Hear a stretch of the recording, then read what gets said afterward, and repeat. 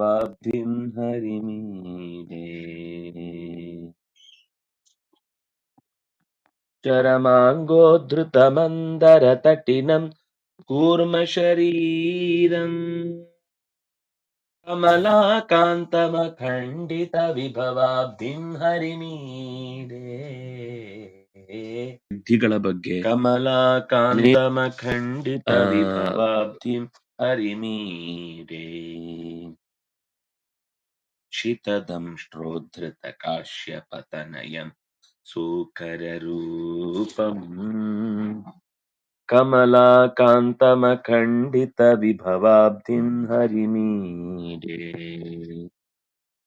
ನಿಶಿತ ಪ್ರಾಗ್ರ್ಯನಖೇನ ಜಿತಸುರಾರಿಂ ನರಸಿಂಹಂ ಕಮಲಾಕಾಂತಮಖಂಡಿತವಿಭವಾಬ್ಧಿಂ ಹರಿಮೀಡೆ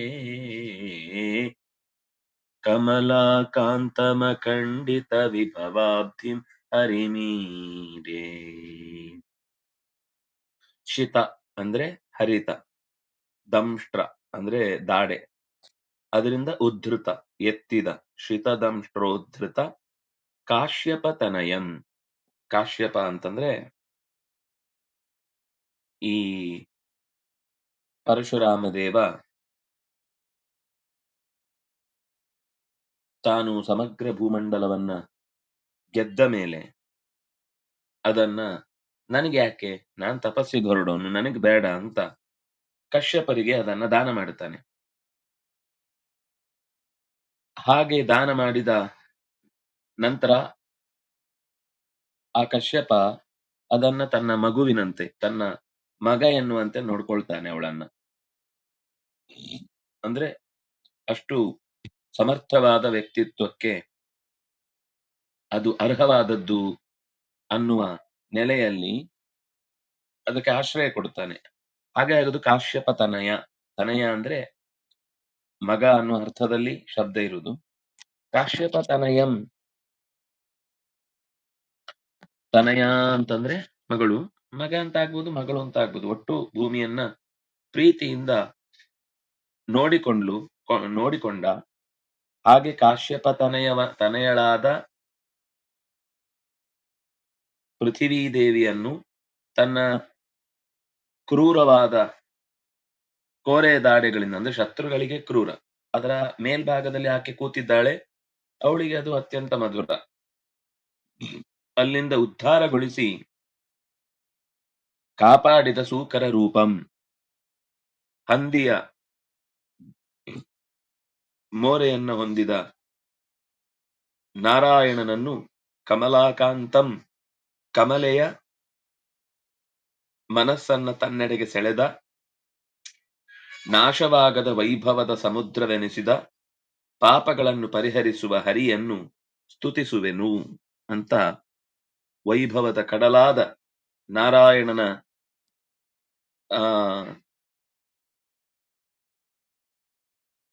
ರಮೆಯ ಮಡಿಲಿನಲ್ಲಿ ನೆಲೆಸಿದ ನಾರಾಯಣನನ್ನು ನಾನು ನೆನೆಯುವೆನು, ಸ್ತುತಿಸುವೆನು. ನಿಶಿತ ಪ್ರಾಗ್ರ್ಯ, ನಿಶಿತ ಪ್ರಾಗ್ರ್ಯ ಇದು ಆಗದ್ದಾದ್ರೂ ಅದರ ದಾಡೆ ಇರುವುದು ಒಂದು ರೀತಿ. ಇದು ಉಗುರುಂಟಲ್ಲ, ಇನ್ನೂ ಚೂಪಿರುತ್ತೆ, ಅದಕ್ಕೆ ನಿಶಿತ. ನಿಶಿತ ಪ್ರಾಗ್ರ್ಯ ನಖೇನ. ಪ್ರಾಗ್ರ್ಯ ಅಂದ್ರೆ ಅತ್ಯಂತ ಚೂಪಾದ ತುದಿಯ ಭಾಗದಿಂದ, ಬೆರಳೆಲ್ಲ ಹಾಕಿ ಒಳಗೆ ಹಾಕಿ ಸೀಳಿ ಪೂರ್ತಿ ಬಲ ಹಾಕಿಲ್ಲ ಅಂತ ತಾತ್ಪರ್ಯ. ಅಗ್ರ್ಯ ನಖೇನ, ಕೇವಲ ತುದಿಯೊಂದು ಸಣ್ಣದಾದ, ನೀವು ಸಿಂಹದ ಉಗುರನ್ನ ಗಮನಿಸಿದ್ರೆ ಆ ಕೂರುಗುರು ಅದು ಬಹಳ ಸಮರ್ಥವಾದದ್ದಿರುತ್ತೆ. ಅಂತಹ ಉಗುರುಗಳಿಂದ ಸುರಾರಿಂ ಜಿತ ಸುರಾರಿಂ, ಸುರಾರಿಯಾದ ಹಿರಣ್ಯ ಕಶಿಪುವನ್ನು ಸೀಳಿದ, ಗೆದ್ದ ಅಂತಹ ನರಸಿಂಹ ರೂಪನನ್ನು, ಹಿರಿದಾದ ತನ್ನ ಅತ್ಯಂತ ಕೂರುಗುರುಗಳಿಂದ ಹಿರಣ್ಯ ಕಶಿಪುವಿನ ಎದೆಯನ್ನ, ಹೊಟ್ಟೆಯನ್ನ ಸೀಳಿದ ನರಸಿಂಹನನ್ನು, ನಾನು ರಮೆಯ ಅರಸನನ್ನು, ಎಂದು ಮುಗಿಯದ ಸಮಸ್ತ ಗುಣ ಸಂಪನ್ನನನ್ನು, ಎಲ್ಲೆಡೆಗೆ ಹರಿದು ಬಹ ಕರುಣಾಮೂರ್ತಿಯನ್ನು ಈಡೇ ಸ್ತುತಿಸುವೆನು ಅಂತ ಆ ಪದ್ಯದ ಸ್ವಾರಸ್ಯ. ಮುಂದೆ ತ್ರಿಪದೌ ವ್ಯಾಪ್ತ ಚತುರ್ದಶ ಭುವನಂ ವಾಮನ ರೂಪಂ ಕಮಲಾಕಾಂತಮಖಂಡಿತ ವಿಭವಾಬ್ಧಿಂ ಹರಿಮೀಡೆ. ತ್ರಿಪದ, ಪದ ಅಂದ್ರೆ ಹೆಜ್ಜೆ, ತ್ರಿಪದ ಮೂರು ಪದಗಳಿಂದ, ಮೂರು ಪಾದಗಳಿಂದ, ಮೂರು ಹೆಜ್ಜೆಯ ವ್ಯಾಪ್ತಿಗಳಿಂದ ಇಡೀ ಜಗತ್ತನ್ನು ತುಂಬಿಕೊಂಡವ, ಅದೇ ವ್ಯಾಪ್ತ. ಮೂರು ಹೆಜ್ಜೆಯ ಜಾಗದಿಂದ ಜಗತ್ತನ್ನಾವರಿಸಿಕೊಂಡ. ಜಗತ್ತು ಅಂದ್ರೇನು? ಚತುರ್ದಶ ಭುವನಂ, 14 ಲೋಕಗಳನ್ನೂ ಸೇರಿ ಭಗವಂತನ ಎರಡೇ ಪಾದ ಆವರಿಸಿಕೊಂಡು ಬಿಟ್ಟಿದೆ. ಅಂತಹ ವಾಮನ ರೂಪಂ, ಪುಟ್ಟದಾದ ರೂಪ. ಆಶ್ಚರ್ಯ, ಎಷ್ಟು ಚೆನ್ನಾಗಿ ವಿರೋಧಾಭಾಸ ಅಂದ್ರೆ 14 ಲೋಕಗಳನ್ನು ವ್ಯಾಪಿಸಿದ ರೂಪ, ಅದರದು ವಾಮನ, ಅತ್ಯಂತ ಚಿಕ್ಕ ರೂಪ. ಅಂತಹ ಪರಮಾತ್ಮನ ಸಮಸ್ತ ಲೋಕಕ್ಕೆ ಅರ್ಥವಾಗದ ವಿರುದ್ಧ ಗುಣಗಳ ಏಕೀಕರಣಗೊಂಡ ನಾರಾಯಣನನ್ನು, ರಮೆಯನ್ನು ಕಾಂತ ಶಕ್ತಿಯಂತೆ ಸೆಳೆವ ಗುಣಗಳ ಗಣಿ ಎನಿಸಿದ ಕೊನೆಗೊಳ್ಳದ ಬಗೆ ಬಗೆಯ ವಿಭವ, ಹಲವು ರೀತಿಯ ಅವತಾರಗಳನ್ನ ಸಮುದ್ರದಂತೆ, ಸಮುದ್ರದ ಕಣಗಳಂತೆ ಹೊತ್ತು ನಿಂತ ಹರಿಯನ್ನು, ನಾರಾಯಣನನ್ನು ವಂದಿಸುವೆನು, ಈಡೇ ಸ್ತುತಿಸುವೆನು. ಈಡಸ್ತುತೌ ಅಂತ ಧಾತು. ಕ್ಷಪಿತ ಕ್ಷತ್ರಿಯ ವಂಶ ನಗಧರಂ ಭಾರ್ಗವರಾಮಂ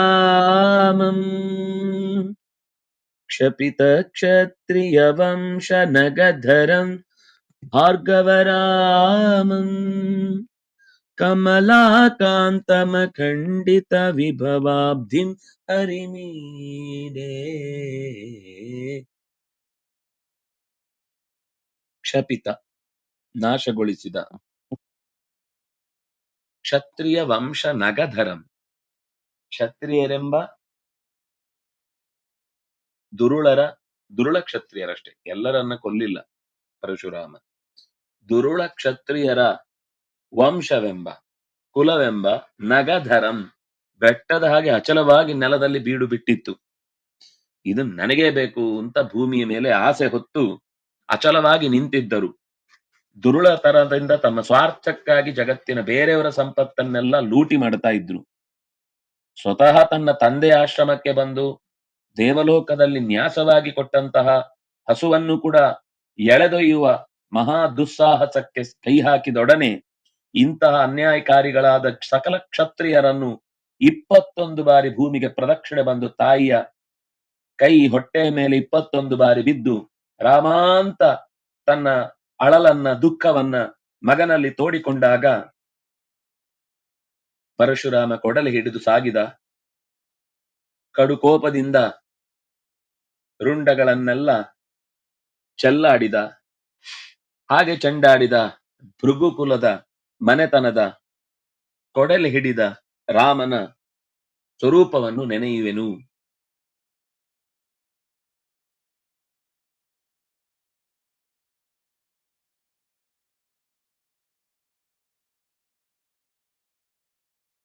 ನಗಧರ ಅನ್ನೋದು ಒಂದು ವಿಶಿಷ್ಟವಾದ ಬೆಟ್ಟಗಳನ್ನ ಹಿಡಿದ ಭೂಮಿ. ಭೂಮಿಯನ್ನ ಅಂದ್ರೆ ಭೂಮಿಯ ಭಾರವನ್ನ ಇಳಿಸಿದವ ಅಂತ ಅರ್ಥ. ಕ್ಷಪಿತ ನಗಧರಂ, ಭೂಮಿಯನ್ನ ಅಂದ್ರೆ ಬೆಟ್ಟಗಳನ್ನು ಹೊತ್ತಾಗ್ಲಿ ಅದಕ್ಕೆ ಭಾರ ಆಗ್ಲಿಲ್ಲ. ಆದ್ರೆ ಈ ರಾಕ್ಷಸರಂತಹ ಕ್ಷತ್ರಿಯರನ್ನು ಹೊತ್ತಾಗ ಭೂಮಿಗೆ ಭಾರ ಆಯಿತು. ಅಂತಹ ಕ್ಷತ್ರಿಯರ ಕುಲವೆಂಬ ಬೆಟ್ಟವನ್ನ ಕತ್ತರಿಸಿ ಭೂಮಿಯ ಭಾರವನ್ನ ಕೆಳಗಿಳಿಸಿದ ಭೃಗುಕುಲದ ಕೊಡಲಿ ರಾಮನನ್ನು ಪೊಡಮಡುವೆ ಅಂತ ಒಟ್ಟು ಆ ಪದ್ಯದ ಸಾರ. ಮತ್ತೆ ಮುಂದಿನ ಸಾಲು, ಮತ್ತೆ ಯಥಾ ಪ್ರಕಾರ ಕಮಲಾಕಾಂತಮ ಖಂಡಿತ ವಿಭವಂ. ಈ ಪ್ರತಿ ಸಲವೂ ಶಬ್ದವನ್ನ ಹಲವು ಮುಖಗಳಲ್ಲಿ ತೆರೆದು ನೋಡುವುದಕ್ಕೆ ಸಾಧ್ಯ ಆಗುತ್ತೆ. ವೇದದಿಂದ ಪ್ರತಿಪಾದ್ಯನಾದ ಕಮಲಾಕಾಂತಂ, ಕಂ ಅಲಂ ಆನಂದವನ್ನ ಅತ್ಯಂತ ಹೆಚ್ಚಾಗಿಸುವ ವೇದಗಳಿಗೆ ಪ್ರತಿಪಾದ್ಯನಾದ ವೇದಗಳನ್ನ ತನ್ನೆಡೆಗೆ ಅರ್ಥದಿಂದ ಆಕರ್ಷಿಸುವ ನಾರಾಯಣನನ್ನು ಕಮಲಾಕಾಂತಂ ಅಖಂಡಿತ ವಿಭವಾಬ್ಧಿಂ ಅಖಂಡಿತ ಏನಾದ್ರೂ ಅದು ವ್ಯತ್ಯಾಸ ಆಗ್ಬೇಕು ಅಂದ್ರೆ ಅವನಿಂದಲೇ ಆಗ್ಬೇಕು ಹೊರತು ಬೇರೆಯವರಿಂದ ಆಗಲ್ಲ. ವಿಭವ ಅಬ್ಧಿಂ ಕಡಲು ಸಮುದ್ರ ಅದು ಅಬ್ಧಿ ಅಂದ್ರೆ ಎಂತದ್ದರ ವಿಭವ ಎಂತದ್ದರ ಸಮುದ್ರ ಹಲವು ವಿಶೇಷ ವಿಭೂತಿ ರೂಪಗಳ ಕಡಲು ಅವನು ವಿಭೂತಿಗಳ ಕಡಲೆನಿಸಿದ ಹರಿಯನ್ನು ವಂದಿಸುವೆ. ದಯಿತ ಚೋರ ನಿಬರ್ಹಣ ನಿಪುಣಂ ರಾಘವರಾಮಂ ದಯಿತ ಚೋರ ನಿಬರ್ಹಣ ನಿಪುಣಂ ರಾಘವರಾಮಂ ಕಮಲಾಕಾಂತಮಖಂಡಿತ ವಿಭವಾಬ್ಧಿಂ ಹರಿಮೀರೆ ಮುರಳೀ ನಿಸ್ವನ ಮೋಹಿತವನಿತಂ ಯಾದವ ಕೃಷ್ಣಂ ಮುರಳೀ ನಿಸ್ವನ ಮೋಹಿತವನಿತಂ ಯಾದವ ಕೃಷ್ಣಂ ಕಮಲಾಕಾಂತಮಖಂಡಿತ ವಿಭವಾಬ್ಧಿಂ ಹರಿಮೀರೆ ದಯಿತ ಚೋರ ನಿಬರ್ಹಣ ನಿಪುಣಂ. ದಯಿತ ಅಂತಂದ್ರೆ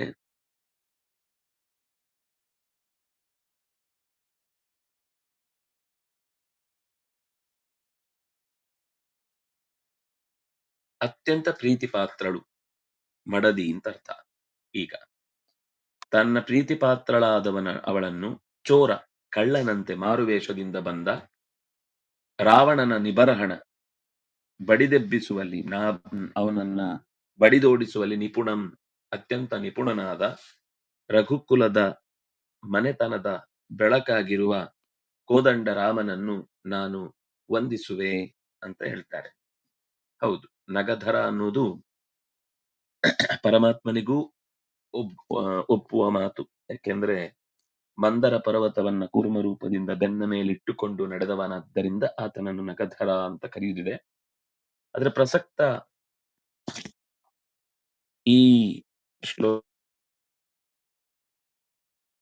ಅಭಿಪ್ರಾಯವನ್ನು, ಯಾಕೆಂದ್ರೆ ವಂಶ ನಗಧರಂ ಕ್ಷತ್ರಿಯರ ವಂಶವೆಂಬ ನಗವನ್ನು ಕೊಂದು ಧರೆಯನ್ನು ಉದ್ಧರಿಸಿದವ ಅಂತ ಅರ್ಥದಲ್ಲಿ ಬಂತು. ಆದ್ರಿಂದ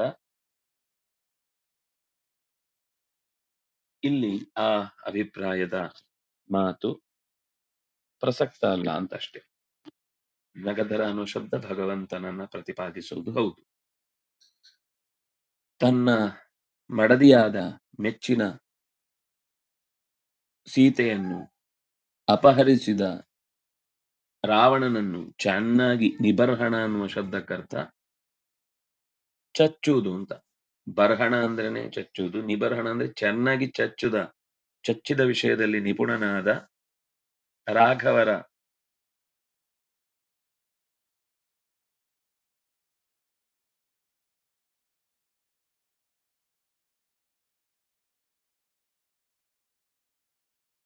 ಯಾದವ ಕೃಷ್ಣಂ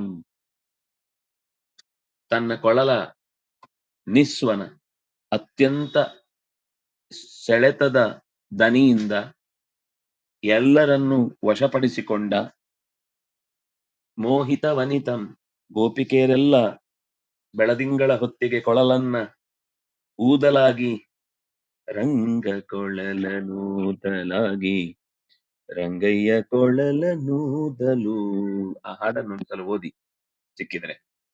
ಇಡೀ ಈ ಮೋಹಿತ ವನಿತಂ ಅಥವಾ ಕಾಡನ್ನು ಅಥವಾ ಜನರನ್ನು ಅಥವಾ ಹುಡುಗರನ್ನು ಅಥವಾ ಹುಡುಗಿಯರನ್ನು ಪ್ರಾಣಿ ಪಕ್ಷಿ ಕ್ರಿಮಿ ಕೀಟ ಸಣ್ಣ ಒಂದು ಅಣುವನ್ನು ಕೂಡ ಅದಕ್ಕೆ ಚೈತನ್ಯ ಇದೆ ಅಂತಾದ್ರೆ, ಅದಕ್ಕೆ ಒಂದು ಜೀವ ಭಾವ ಇದೆ ಅಂತಾದ್ರೆ ಅದು ಕೃಷ್ಣನ ಕೊಳಲಿನ ದನಿಗೆ ಮಾರು ಹೋಗಿತ್ತು ಅನ್ನುವ ಮಾತು ಆ ಪದ್ಯದಲ್ಲಿ ಬಹಳ ಸುಂದರವಾಗಿ ನಿರೂಪಣೆಯಾಗಿದೆ. ಅದರಿಂದ ಭಗವಂತನ ಧ್ವನಿ ಎನ್ನುವುದು ಅತ್ಯಂತ ಅದ್ಭುತವಾದದ್ದು. ಅದು ನಮಗೆ ಅಪರಿಚಿತ. ಅದರಿಂದಾಗಿ ನಮ್ಗೆ ಆ ಸೆಳೆತದ ಬಗ್ಗೆ ಪರಿಚಯ ಇಲ್ಲ. ಅಂದ್ರೆ ಒಂದು ಅಭಿಮಾನ ಇಲ್ಲ. ಆದ್ರೆ ಆ ಗೋಪಿಕೆಯರು ಕೃಷ್ಣನ ಕೊಳಲ ನಾದಕ್ಕೆ ಮೈಮರೆತು ತಮ್ಮ ಸಮಸ್ತ ಬದುಕನ್ನ ಅವನಿಗೆ ಸಮರ್ಪಿಸಿದವರು. ಇಂತಹ ಯಾದವ ಕೃಷ್ಣಂ ಯದುಗಳ ಮನೆತನದ ಹೆಸರನ್ನ ಮತ್ತೆ ಮರಳಿ ಸ್ಥಾಪಿಸುವ ಮಹಾಕಾರ್ಯವನ್ನ ಮಾಡಿದ. ಯಾದವರನ್ನೆಲ್ಲ ಕೃಷ್ಣ, ಕೃಷ್ಣ ಅಂದ್ರೆ ಸೆಳೆದ. ಯಾದವರೆಲ್ಲ ಚೆಲ್ಲಾಪಿಲ್ಲಿಯಾಗಿ ಹೋಗಿದ್ರು. ಕಂಸನ ಭಯಕ್ಕೆ ಅಧಿಕಾರದಿಂದ ದೂರವಾಗಿದ್ರು. ಸ್ವ ಜವಾಬ್ದಾರಿಗಳನ್ನ ಮರೆತು ಕಾಡಾಡಿಗಳಾಗಿ ಬದುಕ್ತಾ ಇದ್ರು. ಅವರೆಲ್ಲರನ್ನು ಮರಳಿ ಒಟ್ಟುಗೂಡಿಸಿದಂತಹ ನೆನಪನ್ನ ಆ ಪದ ಕೂಡಿಸುತ್ತೆ. ಸಮಾಜವನ್ನ ಒಟ್ಟು ಹಾಕಿದವನು. ಹಾಗೆ ಕೃಷ್ಣ, ಯಾದವ ಕೃಷ್ಣ ಅಂತ ಅನ್ನೋದು ಪೂರ್ವದಲ್ಲಿ ಭಾರ್ಗವರಾಮ ಇದ್ದ ಹಾಗೆ, ರಾಘವರಾಮ ಇದ್ದ ಹಾಗೆ, ಇದು ಯಾದವ ಕೃಷ್ಣ. ನಾವು ನಮ್ ಕೆಲಸ ಮಾಡಿದ್ರೆ ಆಯ್ತು, ಹಿಂದಿನದ್ದೆಲ್ಲ ಯಾಕೆ ಉಳಿಸ್ಬೇಕು ಅಂತ ನಮ್ಗೆ ಪ್ರಶ್ನೆ ಬರಬಾರದು ಅಂತಾನೆ ಈ 3 ಹೆಸರುಗಳನ್ನ ಹಾಗೆ ಕೊಟ್ಟದ್ದು. ಭೃಗುವಿನ ಮನೆತನದ ರಾಮ, ರಘುವಿನ ಮನೆತನದ ಸೀತಾರಾಮ, ಯದುವಿನ ಮನೆತನದ ಕೃಷ್ಣ. ಇನ್ನೊಬ್ಬ ಇದ್ದಾನೆ, ಇಲ್ಲಿ ಅದು ಸಂಬಂಧ ಇಲ್ಲ, ವಾಸಿಷ್ಠ ಕೃಷ್ಣ ಅಂತ, ವಸಿಷ್ಠನ ಮನೆತನದ ಕೃಷ್ಣ. ನಮ್ಮ ಹಿರಿಯರ ಪರಂಪರೆಯ ಚರಿತ್ರೆಯನ್ನು ಉಳಿಸಬೇಕಾದ ಅಂತಹ ಒಂದು ಒಳ್ಳೆಯ ಕೆಲಸಗಳಾಗಿದ್ರೆ ಅದನ್ನ ಸಮಾಜದಲ್ಲಿ ತಿಳಿಸಬೇಕಾದ, ಅದು ಕೇವಲ ನಮ್ಮ ತಂದೆ ತಾಯಿ ಅಂತ ಮಾತ್ರ ಅಲ್ಲ. ನಮ್ಮ ತಂದೆ ತಾಯಿದೇನು ಇಲ್ಲ, ಏನ್ ಹೇಳುದು, ನಮ್ಮ ತಂದೆ ತಾಯಿದ್ದಲ್ಲ ಅದು. ಅವರಿಗೆ ಅವ್ರ ನೇರ ತಂದೆ ತಾಯಿ ಸಿಕ್ಕಿದ್ರು ಅದು ಗುರುಗಳ, ಅಂದ್ರೆ ಅದು ದೈವಿಕವಾದ ಒಂದು ವೈಶಿಷ್ಟ್ಯ. ಆದ್ರೆ ನೇರ ತಂದೆ ತಾಯಿಯೂ ಅಲ್ಲ. ಭೃಗು ಎಷ್ಟೋ ಹಳಬ ಪರಶುರಾಮನಿಗೆ, ಯದು ಎಷ್ಟೋ ಹಳಬ ಕೃಷ್ಣನಿಗೆ, ರಘು ಎಷ್ಟೋ ಹಳಬ ರಾಮನಿಗೆ. ಎಷ್ಟು ಅಂದ್ರೆ ಮಧ್ಯದಲ್ಲಿ ಒಂದು 300-500 ಹೆಸರಿದೆ. ಆದ್ರೂ ಆ ಹೆಸರು ಅವ್ರಿಗೆ ಬಂತು ಅಂದ್ರೆ ಆ ಪರಂಪರೆಯಲ್ಲಿ ಯಾರೇ ಉಚಿತವಾದ ಕಾರ್ಯವನ್ನ ಮಾಡಿದ್ರೆ ಮರಳಿ ಸ್ಥಾಪಿಸುವ, ಮರಳಿ ಮರೆತು ಹೋದ ಸತ್ಕರ್ಮಗಳ ಸೆಳೆಯನ್ನ ಮತ್ತೆ ಎಳೆದು ಹಾಕಿ ಸಮಾಜದಲ್ಲಿ ಅದರ ಪ್ರಜ್ಞೆಯನ್ನ ಜಾಗೃತಗೊಳಿಸುವ, ಇದು ನಮ್ಗೆ ನಮ್ಮ ಪೂರ್ವಾಚಾರ್ಯರ ಸತ್ಸಿದ್ಧಾಂತಗಳನ್ನ, ಪೂರ್ವ ಆ ಗೋತ್ರೋತ್ಪನ್ನರ ಸದ್ಭಾವನೆಯನ್ನ ನಾವು ಸಮಾಜದಲ್ಲಿ ಮತ್ತೆ ಮೊದಲಿನಂತೆ ಎಳೆದು ಬೆಳೆಸುವ, ತೊಳೆದು ಶುದ್ಧೀಕರಿಸುವ, ಆ ಅವರ ಅನುಗ್ರಹದ ಮಳೆಗೆ ತೊಯ್ದು ಬದುಕುವ ಅವಶ್ಯಕತೆ ಇದೆ ಅನ್ನೋದನ್ನ ಆ ಪದ್ಯದ ಮೂಲಕ ನಾವು ಸಂಗ್ರಹ ಮಾಡಬಹುದು ಅಂತ ಹೇಳ್ತಾ, ನಾಳೆ ಮತ್ತೆ 2-3 ಪದ್ಯ ಇದೆ, ಅದರ ಚಿಂತನೆಯನ್ನ ಮುಂದುವರಿಸೋಣ ಅಂತ ಹೇಳ್ತಾ, ಎಲ್ಲರಿಗೂ ಹೃತ್ಪೂರ್ವಕವಾದ ವಂದನೆಗಳು. ಶ್ರೀಕೃಷ್ಣಾರ್ಪಿತಮಸ್ತು.